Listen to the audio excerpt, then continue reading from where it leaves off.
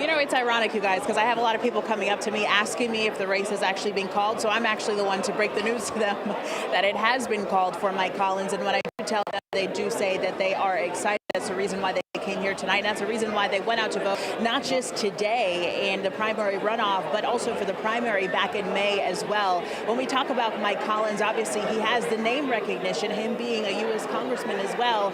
But you know, people were just excited for him. His supporters were just excited for him to continue advocating for the policies that he has pushed for this year that he has been in Congress so far. You're taking a look at video of him walking into the room, greeting his supporters, greeting his family a little bit earlier ago. He said that he had voted today. As soon as he saw us, he said, "Thank you guys so much for being here. Just because there's a lot of cameras here, I hope that you guys are also spending your money in Butts County because we need it." Butts County is actually where he ended up voting earlier today. Then he took the time to be with his family before coming out here tonight and address his supporters. We are still waiting for him to come out here and address his supporters after this race has been called. But you know, the big story here, of course, within the last several days has been President Donald Trump endorsing Collins just days before the runoff. Governor Brian Kemp, of course, has endorsed Derek Dooley and really just pushed him into this runoff in order for them to go head to head. So now we know that Collins has basically put at least 54% of the vote here as this race was called just a little bit before.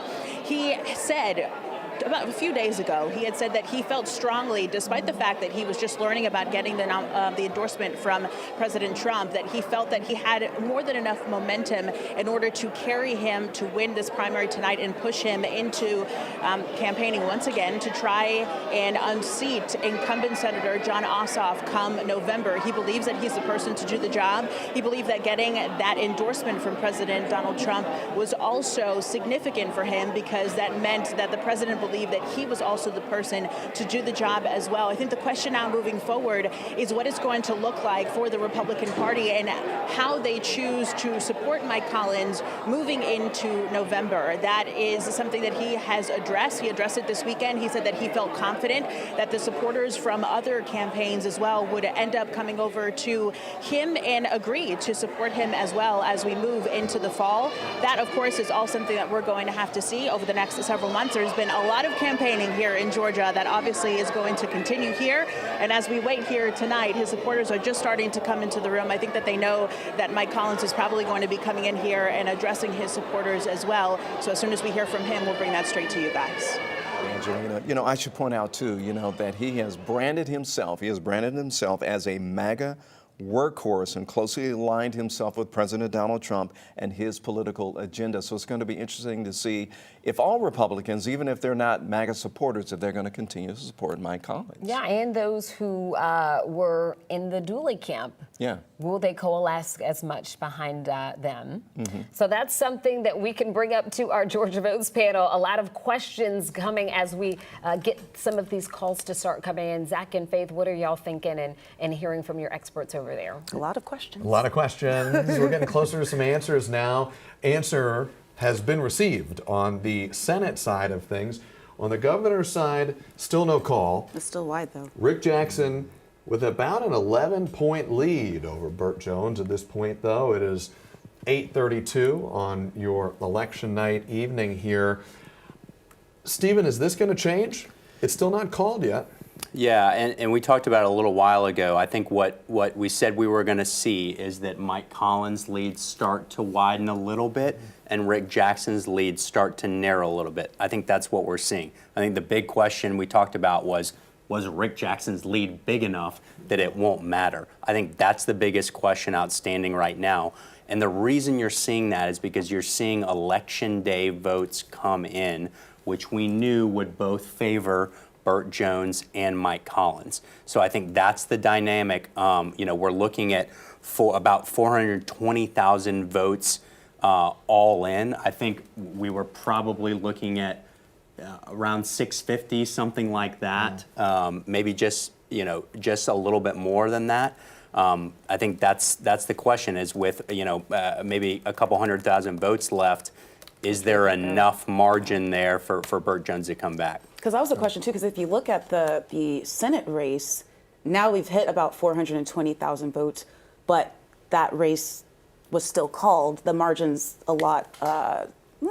Because Mike Just around Collins the same point. has more outstanding election day votes. That's why and I think you're going to see that number continue, that gap continue to wide, whereas the gap on the This one is governor's race narrowing. may narrow.